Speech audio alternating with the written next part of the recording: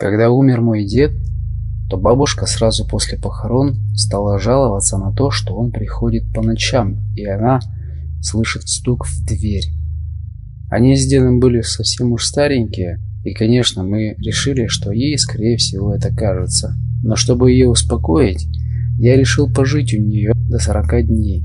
На тот момент я был уже взрослым парнем, мне было 23 года. Я никогда не отрицал того, что потусторонний мир существует, но и не сказать, чтобы особо в это верил. В первую ночь я ничего не услышал, поэтому уверенность в том, что бабушке это все кажется, только окрепла.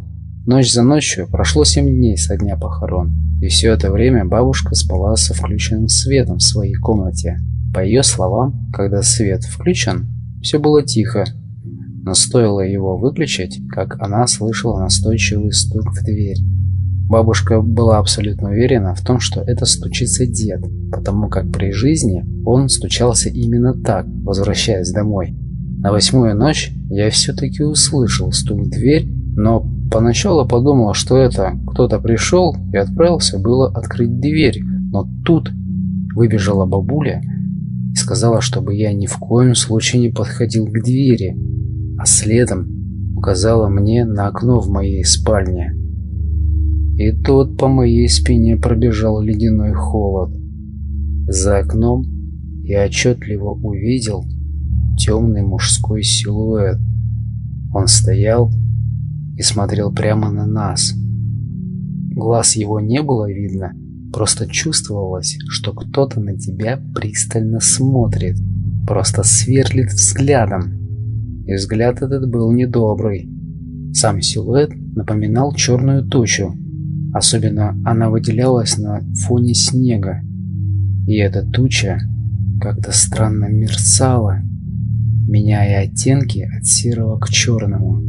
Черты лица разглядеть было невозможно, да я и не старался. Скорее наоборот, хотелось поскорее это забыть. Я осторожно пнул ногой дверь в комнату, чтобы она закрылась. А следом, уже вдвоем с бабулей, мы снова услышали стук. Входная дверь при этом вздрагивала, и казалось, вот-вот замок не выдержит и дверь откроется. А затем все внезапно стихло. Теперь я сам побежал включать свет во всем доме, и до утра мы просидели на кухне. Сон как рукой сняло. На утро я вышел на улицу и не увидел никаких следов на снегу. Только небольшие царапины на двери, которых еще вчера там не было. А в моей спальне были открыты дверцы шкафа, и все содержимое валялось на полу по всей комнате. На следующую ночь свет был опять включен везде, и ничего страшного не произошло. Да к тому же я обо всем рассказал родителям, и теперь мы уже всей семьей решили пожить здесь. Но больше так ни разу ничего не случилось. Родители с тех пор надо мной подшучивали, мол, такое большое, а сказки сочиняешь.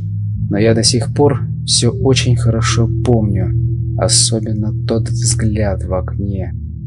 Я не уверен, что это был мой дед, скорее какая-то мерзкая сущность, которая принимала его облик и зачем-то хотела попасть в дом. Дом этот, кстати, бабушка с дедом строили сами. Никакого кладбища или чего-то в этом духе здесь раньше не было. Никто до них здесь не жил.